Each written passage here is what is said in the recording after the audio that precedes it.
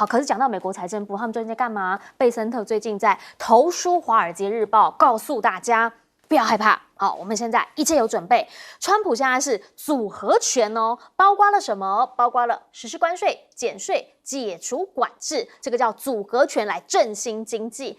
你们大家一定可以享有应得的繁荣的。哎，看起来是不是他后续还会有其他的动作出来呢？啊，可是即便是这样，现在跟他战最凶的中方好对岸在5·1长假啦。如果你去看一下先前呢，每一次只要美国或者是贝森特这一边、川普这边有什么讲话，就会上热搜。结果在今天呢，发现了好像都没有类似的消息，大家都在讲说5·1长假啦，然后说漓江这边竹筏秘密，像赤壁之战啊等等等，甚至还有在讨论啊，因为前几天发生那个贵州游船倾覆的事件嘛，大家关注的都是5·1长假的新闻。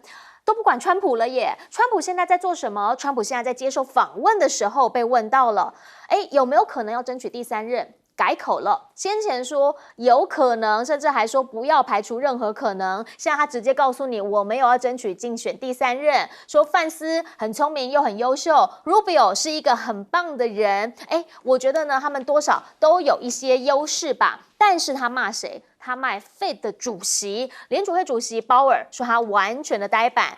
但是呢，他又讲任期结束之前不会提前开除他啊，确实啦，因为他先前说要把人家给开了，甚至还讲说呢他是 loser 是失败者嘛。可是现在呢，因为市场上头给他答案，市场债市表态力挺鲍尔呢，就是稳守利率。明后天呢，5月6号、7号 ，Fed 联准会将会召开会议。现在讲的是有可能不呼应川普降息的主张，主要的原因也是因为上个星期五的非农就业看起来数字是还 OK 的嘛，那所以如果是这样的话，他们也担心最重要的关税战现在还不知道会发生什么样的事情，因为3个月现在90天还没有到期，2-3周之后，算一算时间应该差不多，新的政策会出来，但也还没听到他到底要出什么招，所以联准会其实是很小心的。而最新我们刚刚讲到的汇率战，则是巴菲特很罕见的在公开的场合直接给了大白话，听听他原话。And obviously, we wouldn't want to be owning anything that we thought was in a currency that was really going to hell. And that's the big thing we worry about with the United States currency. Fiscal policy is what scares me in the United States. 好，他特别提到了美元 go to hell 就是会大贬值啊，这个是真的还是假的呢？现在呢，所有的人一看到巴菲特这样讲，看到他满手现金都不动，其实心里头会有点害怕的，因为呢，川普下一招不知道是什么，关税战的效应现在真的完全反映出来了吗？这些都是未知数。对于企业经营来说，最害怕的就是满满的未知数，连政策都不知道，所以现在已经开始停止财测了，怕财测完之后出来的财报会变成那个爆炸的爆，你知道吗？现在呢，这个季度大家都说我没有办法给你太多的预期，因为呢，现在已经冲击到一些小企业，包括了数百万的职缺，有可能会因为关税的关系被直接吞噬掉，甚至呢就直接倒闭了，没有办法再回来，而随之消失。而目前新的关税政策所带来的痛苦呢，有人预期说有可能会是上一次川普上一个任期的50倍。上一个任期确实那个时候打贸易战的时候，也是让很多的他们当地的一些企业或者是呢中小企业主感到非常非常的难过。现在这一辈子可能会更难过。来请教一下亮哥，怎么样来看？贝森特现在呢再出招了，说我们有招，怎么会没招？关税之外，我还会减税；减税之外，我还会解除管制，都有的。我不知道你有什么底气来减税啦。那个美国的关税啊，4月数字已经出来了，总共收到了174亿，那3月是96亿。所以它实施了对等关税第1个月，当然现在税率是10%了啊，那它大概 double 嘛，收到174啊。那照川普的讲法，应该一天收20亿啊，所以你1个月工作天来算啊，1个月算24天嘛，那你好歹也要收到将近500亿啊，你已经没有达标了你凭什么减税啊？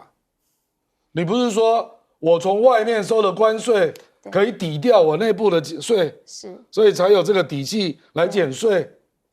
我觉得这个政府都每天都在胡说八道了，没有一个地方说得通的啊。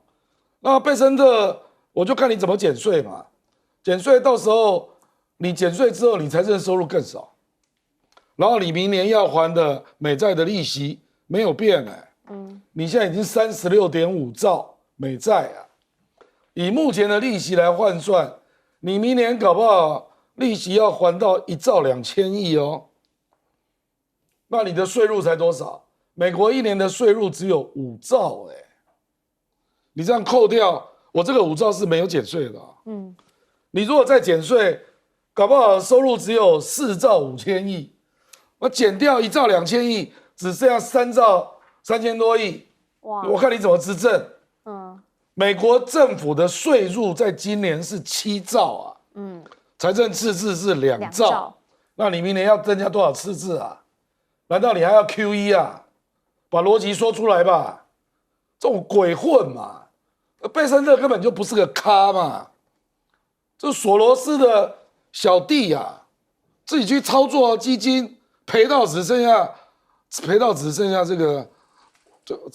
到只剩下大概我上次看到一个数字是5亿7千多万美金从30亿一路赔到只剩下5亿7千多万，30到5所以根本不是咖嘛，这种人每天都在胡说八道嘛，没有一个逻辑成立的嘛。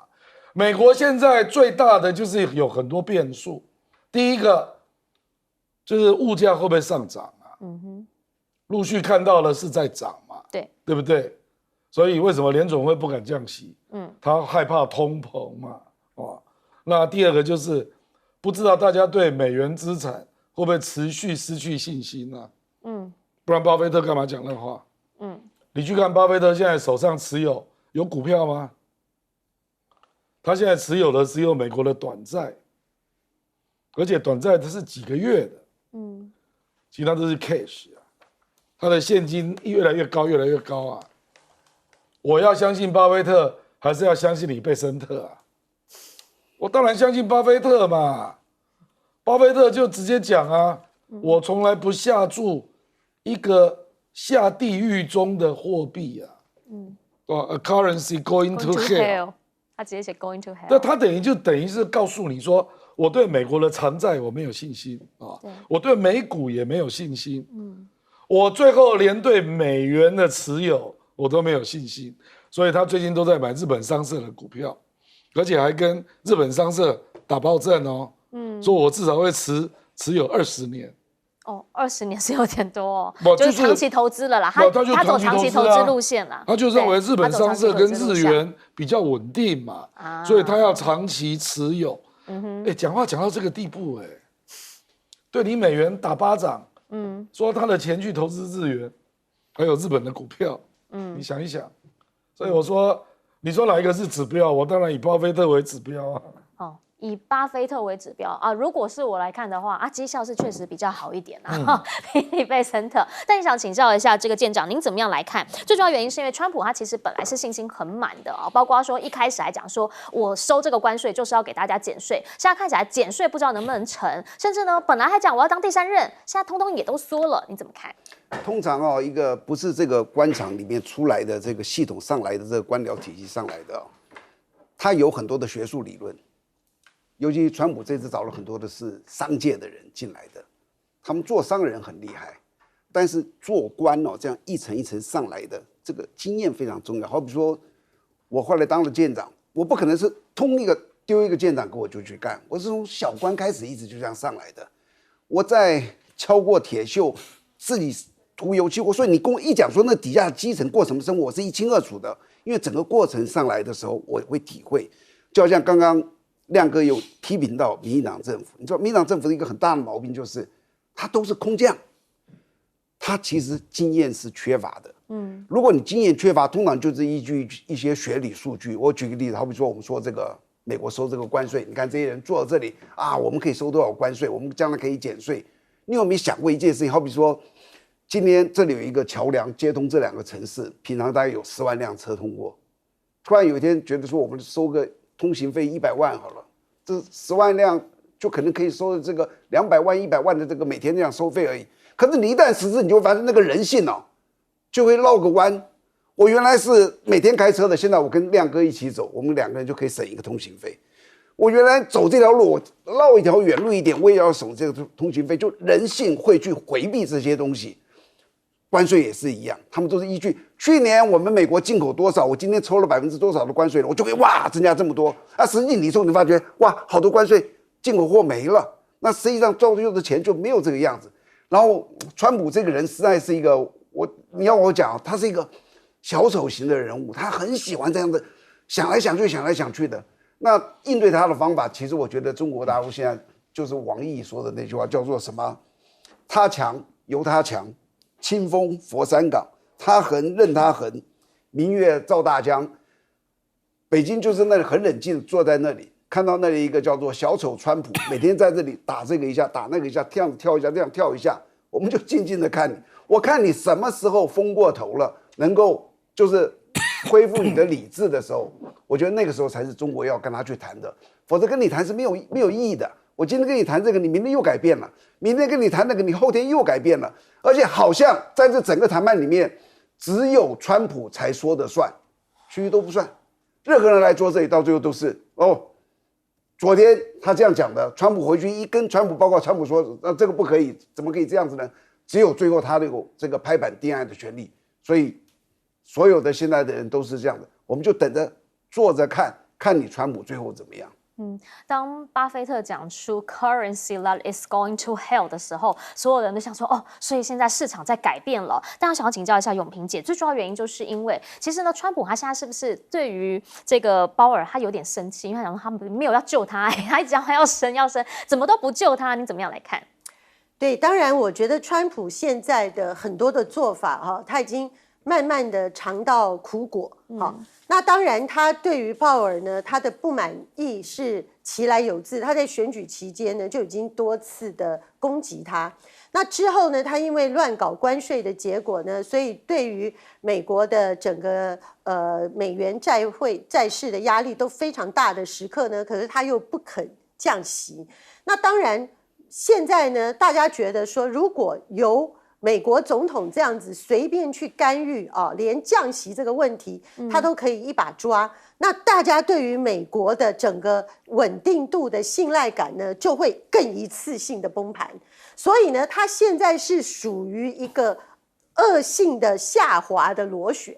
所以对川普来讲，你说他表面上还是继续的满口狂言等等的，可是他在实际的做法上面呢，他是不是有慢慢的拉回来修正？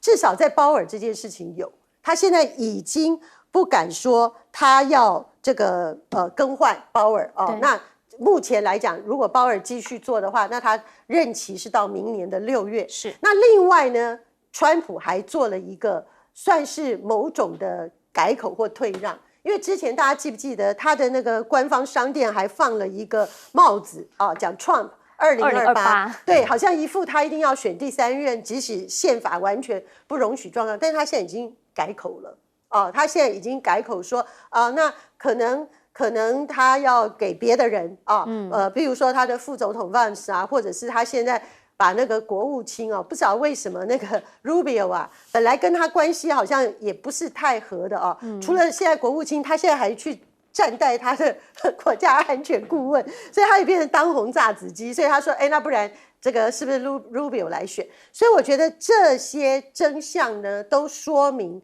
川普只是爱讲大话，可是呢他现在其实他自己也吓到了，因为他现在不管怎么的处理，最重要的是他不当的在给大家毫无准备的情况下，关税大棒整个改变的这个供应链的后果，就是他自己的中小企业活不下去了，他的零售商有困难以及呢他的依赖零售产业的码头工人通通都面临要失业再加上呢，他的消费者不仅是说关税就变成了消费税这个噩梦已经要成真，不然怎么会有他跟那个Amazon 的老板在那边吵架，说你不可以把那个他的关税收条把关税成本那个钱列出来，就是这些的争议都说明呢，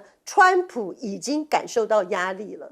可是现在才刚5月初，5月的再下个几个礼拜，现在我们看到这个货轮，取消了1/3的席次啊，没有办法进入到美国的货品一大堆。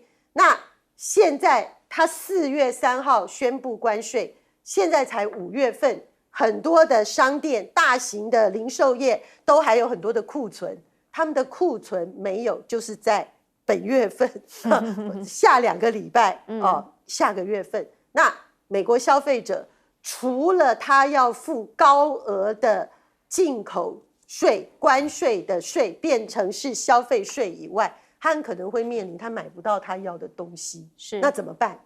美国的内部的人心怎么办？他已经从经济问题演变成严重的社会跟动荡性的安全问题了。就是有可能会变成他的内政问题啦。最主要原因是因为他这次是无差别攻击嘛，上一回他是怎么？他是只单挑中国，这一回他是挑战全世界。但你来看到的是，他现在又讲话了。川普呢，其实有的时候那个讲话真的讲的还蛮满的哈。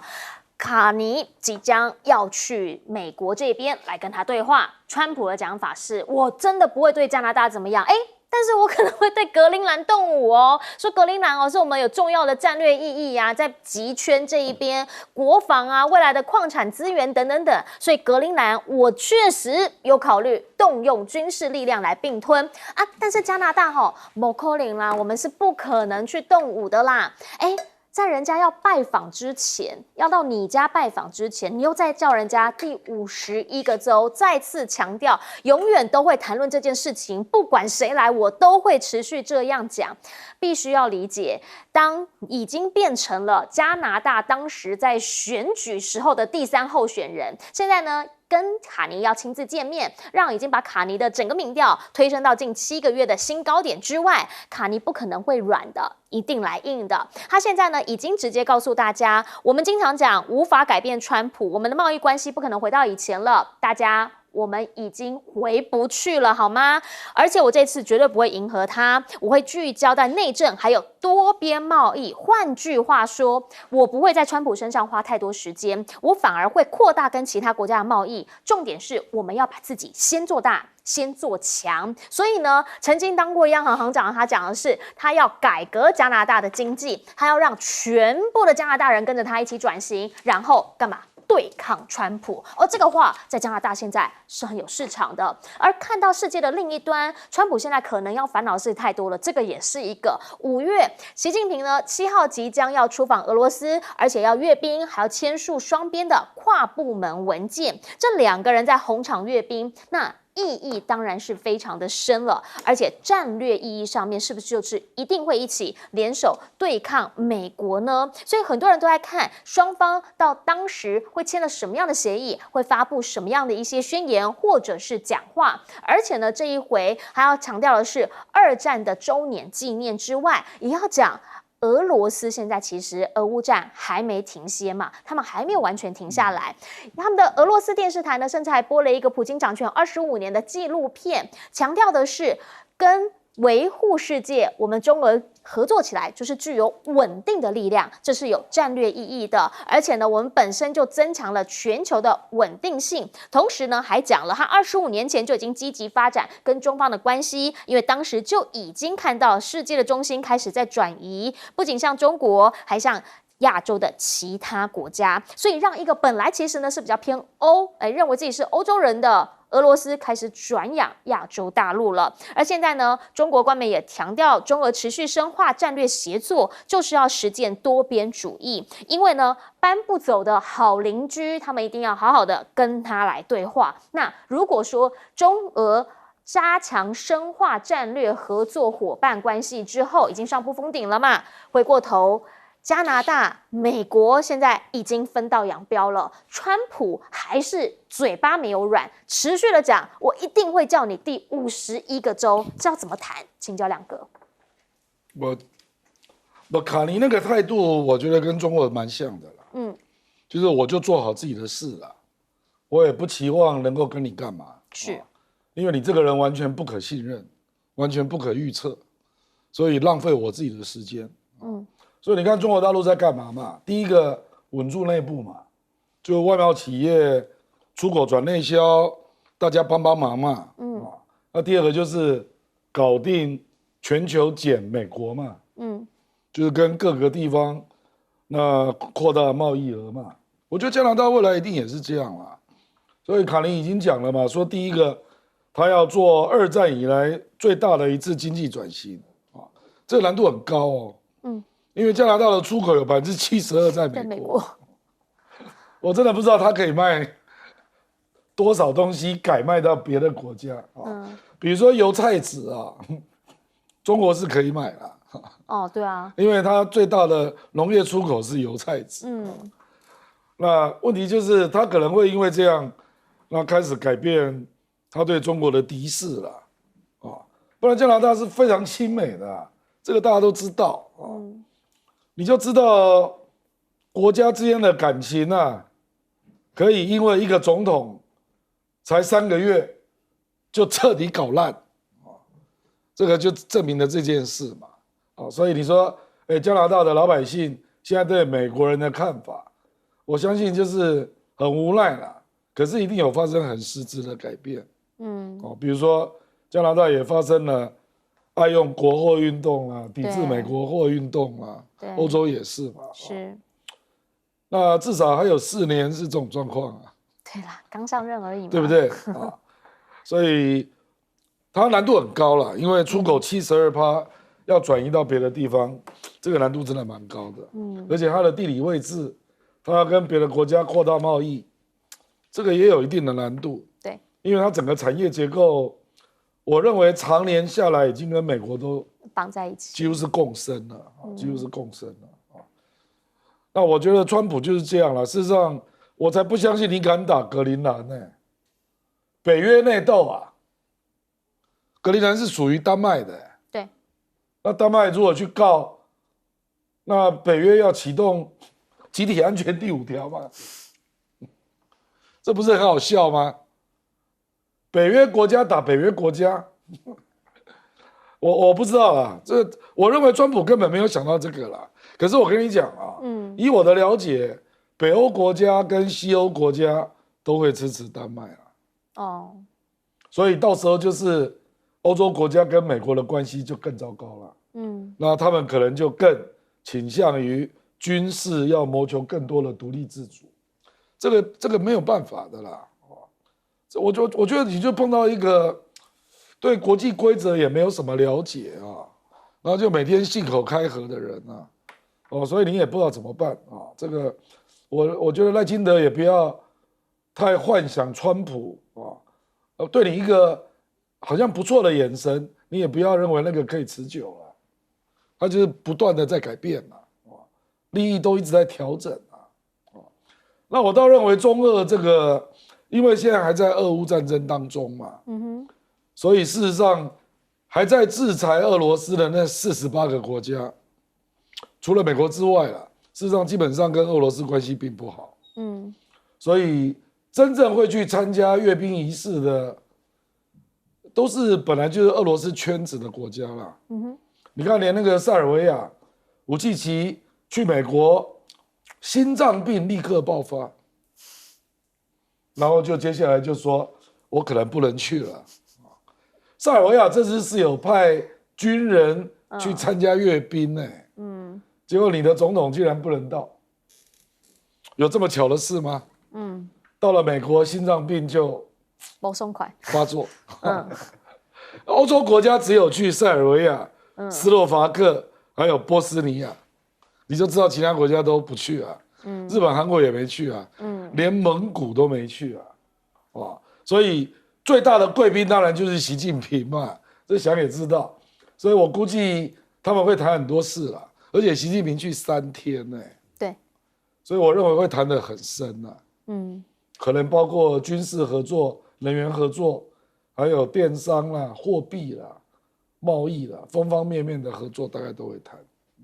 多方触及，那当然就会让美方这边也在想，那所以之后呢，他还会不会联手起来出招对付我？世界局势会变怎么样？我们先进广告，等等回来继续来说。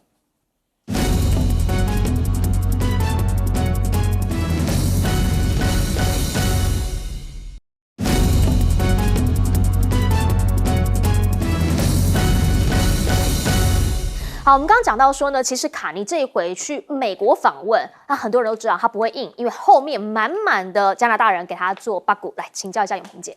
是刚才那个亮哥讲说哈，美国真的川普好有本事哦，短期可以把加拿大人的心意整个翻转。我跟各位说，有一个最新的我们看到的加拿大民意调查，川普上任100天，可以从本来跟美国亲如兄弟，感觉最好的这个友爱国家不分你我的呢，现在对美国负面印象的人呢，高达60%几，哦，然后呢，好夸张，更妙的是什么？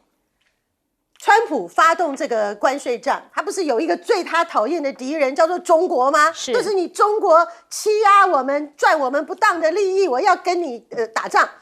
结果呢，加拿大本来跟着美国一直在处理跟中国的关系，包含我们印象最深刻的就是那个时候美国利用长臂管辖去搞那个华为的孟晚舟，就他是在要过境加拿大的时候呢，他是被逮捕的。所以加拿大呢，也因为那样跟中国大陆的关系就搞得很不好，所以最低点的时候，中国那个整个中国大陆在加拿大人民的正面形象里面，只有多少呢？只有6%或7%。结果这100天的川普呢，创造了什么奇迹呢？现在加拿大已经有36%的人呢，认为中方正面形象友善是跟我们的关系友好的，飙升6倍。对，就说你真的你太厉害了吧！而且现在呢，不是只有加拿大有选举哦，我们要注意哦，接下来的各种选举，特别是亚洲是重心哦。现在反美是选举的必要武器，反川更是你的得胜武器。不仅是卡尼，好。创造了不可能，从民调落后20几%，因为反对川普，一下子就维持了他的执政的地位。澳洲也因为反川普而赢啊。那接下来是什么？接下来这个月，菲律宾要改选他的国会，对。然后菲律宾的改选的国会呢，现在亲美的小马可仕呢，民调大幅的下跌。然后呢，亲中的杜特地家族呢，现在那个民调大支持，就他们整个政治势力，他的支持度已经要五成多，已经快将近6成嘞。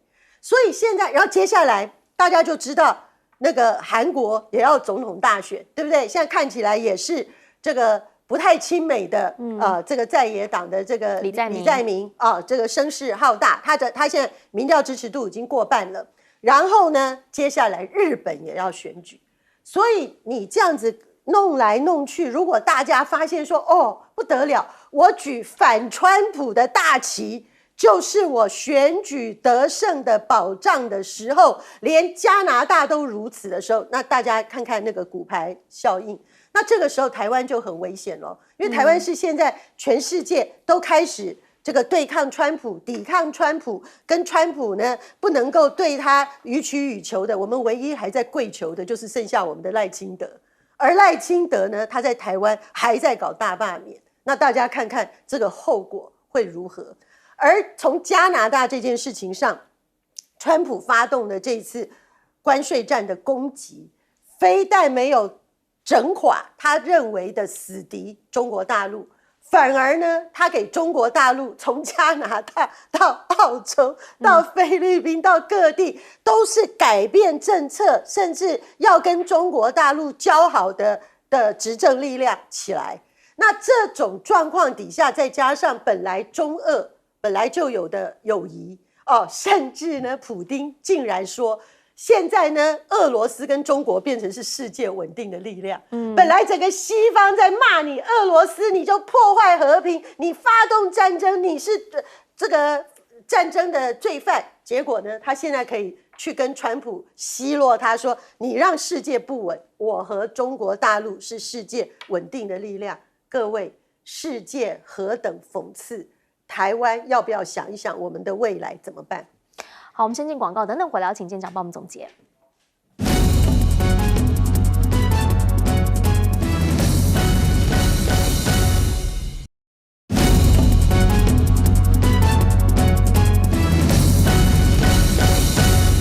节目最后把时间交给舰长。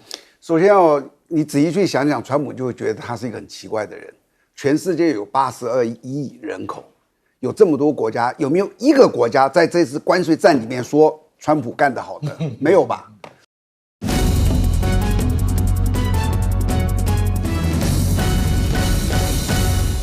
大家午安，我是陈燕莹，欢迎来到新闻大白话。接下来这一小时，国内外大小事要用您听懂的话说给您听。现在介绍这一小时来宾，首先介绍是耶鲁政治学博士郭正亮，大家平安。还有前张前舰长黄哲辉。主持人、各位观众，大家好。一开始先带你来看到的是，在刚刚4点的时候收盘了啊，汇市收盘发现重回30.125啊，今天真的是上冲下洗，很多人就开始讲说，到底发生了什么事情？好，有没有可能台币不是例外？所以呢，就讲到了这几个国家。如果说呢，你把你那个银行 App 打开来看，发现其他人怎么样？发现了其他人民币确实啊，人民币最近呢也有涨嘛，哈，来到了7.2。那有人说呢，是不是他要换毛？跟美元这一边呢，开始他要做一些调整。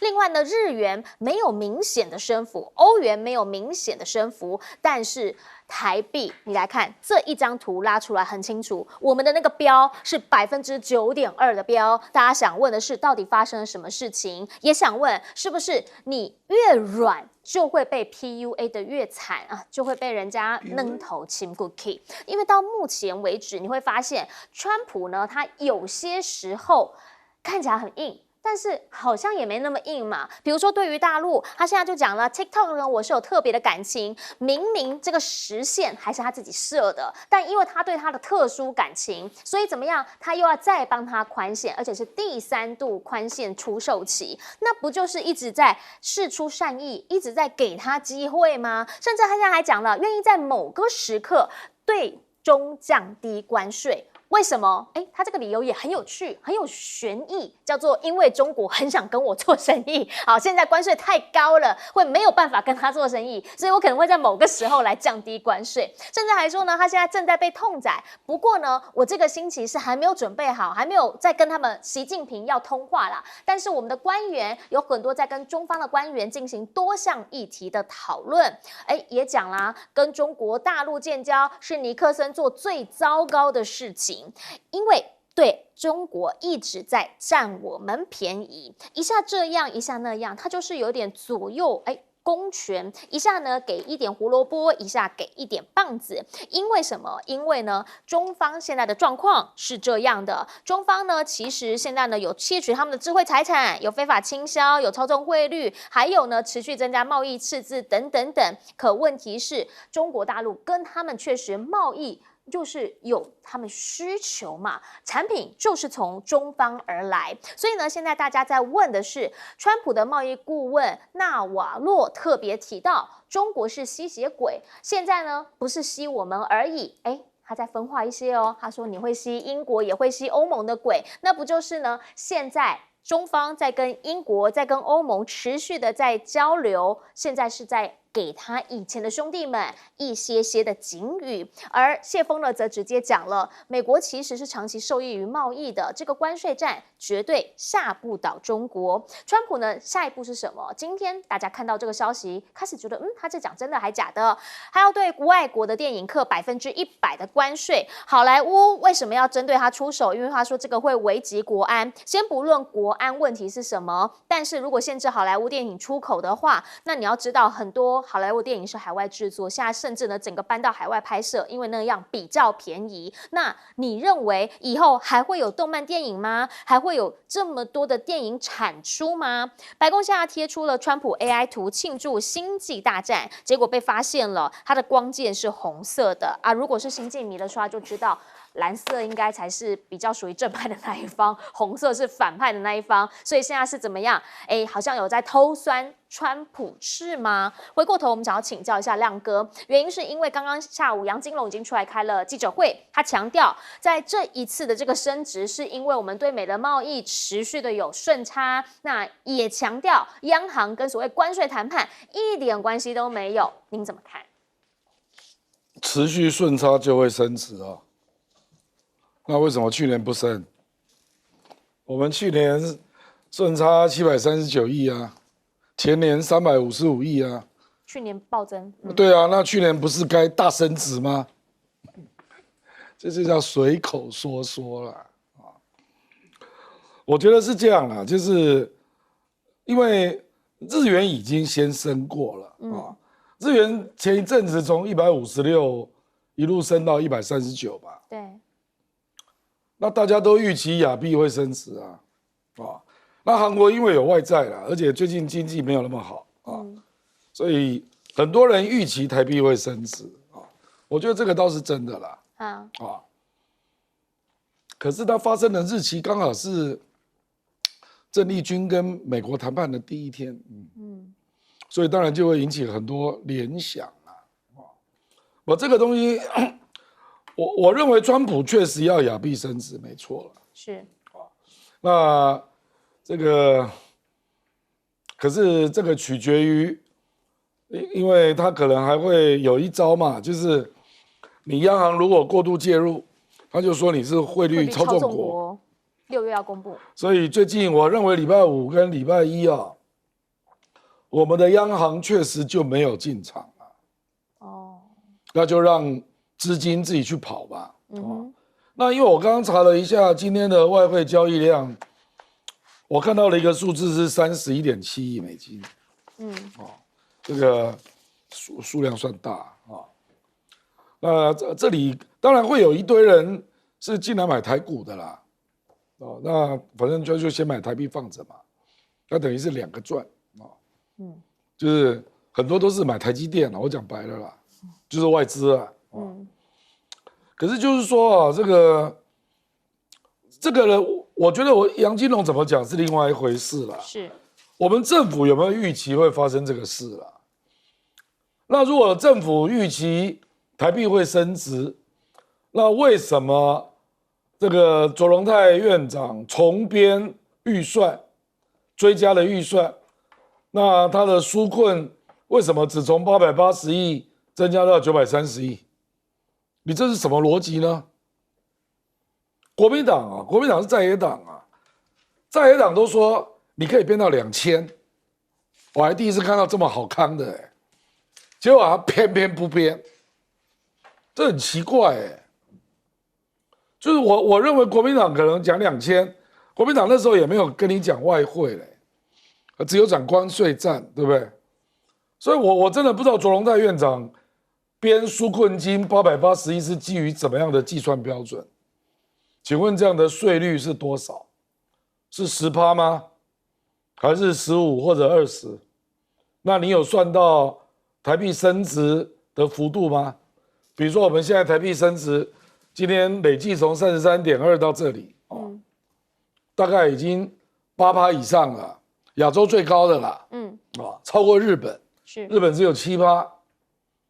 那汇率升值，又加关税，平均的企业出口大概要面对20%到25%的成本上升我们台湾有做出口贸易的企业，我刚查了一下，73000多家，其中至少有，我跟你讲，至少有一半啦，多少都有做美国啦。那我不知道你卓荣泰你是怎么估的我觉得这个内阁就是莫名其妙就你一点前瞻性都没有你难道不知道台币会升值吗？我觉得卓荣泰早就该下台了嘛，你跟你的经济部长都完全不及格嘛，我就不相信你有办法把对等关税从32降到10。坦白说，经济部官员私底下认为15或20就不错了。那这个汇率一翻两瞪眼，你怎么样也没办法不面对啊。那我们这么多出口企业到美国的，成本一下增加20%到25%，甚至30%，怎么办啊？不编预算欸，我不知道你这行政院长怎么好意思再做下去啊？4100亿纾困预算只有930亿，你丢不丢脸啊？而且国民党还跟你讲，你可以编2000亿，你就是不要欸。我的老天呐！我就看到朱立伦啊，礼拜五、礼拜一，他刚刚又发布了一个新的脸书，也是在讲汇率。他就一直强调，我早就跟你讲，很严重的。我觉得你这个行政院真的是莫名其妙啊！我跟你讲，这个你大概2个月之后你就知道了啦，血流成河啦，出口商谁受得了啊？我们就看到那个台南那个地表最强的里长陈永和，他就是做金属加工的，他今天就登了一个脸书啊，说我后面生产的这些全部都赔钱，就因为汇率啊。对，你去看看台湾金属加工有多少家公司，这个只是其中一个行业，做螺丝的呢，一堆啊。我觉得这个政府真是离谱到了极点啊！郭志辉天天在讲那个天兵语录，行政院长人家当面跟你讲，你可以多编，我们可以支持，你就是不编欸，心里想的只有台电的预算，因为这个可以用斗争来用，有助于大罢免。如果台电资本额再没过，准备大罢免再来斗争使用。73000家的出口商怎么办啊？离谱到底了，根本就应该下台，还好意思站在那里讲话，完全不及格的行政院长。其实也必须理解啊，哈，刚刚呢亮哥还有特别提到嘛，比如说在我们中南部很多的传产业者毛3毛4，原因是它毛利率大概就3%、4%。你要知道我们这个汇率一涨是多少？9点多啊，那个是已经赔本在卖，不是没赚钱的人，是赔本，所以才会让大家讲说有消息传出来，打爆央行，说央金龙到底在做什么？好，可是问题是我们要看看美国在做什么。来请教一下舰长，原因是因为美国它现在对于大陆看起来它其实是软的 ，TikTok 没关系啦，再给你宽限，我有感情啊，我要跟你做生意，关税太高了可能不行，所以我考虑某个时间降关税。川普怎么了？我觉得这是川普的个性，你看多了之后，你就会知道，川普是一个就是咬到硬拔辣，他就知道痛，他就不咬了；他遇到暖柿子，他就拼命的吃。他从哪里可以最明显的看出来？你知道，叫金小胖，他第一任的时候跟辛小胖。那2个人吵的几乎天天是国际版的头条啊！但他后来发觉金小胖真的敢跟他拼，而且真的有可能丢这个核弹的时候，他到后来就立刻转变了。这是商人的现实个性，他不会为了理想跟你去这样子去拼的。他的一个很重要的一个观念就是：我这样去做，对我有没有利？对我们国家有没有利？如果没有利，理想在他心里是不存在的。然后第二个，这里今天有说一个这个。叫抽这个电影的这个100%的这个税哦，我就发觉从这个例子你可以看得出来，川普大概是一个什么样的做事态度哦。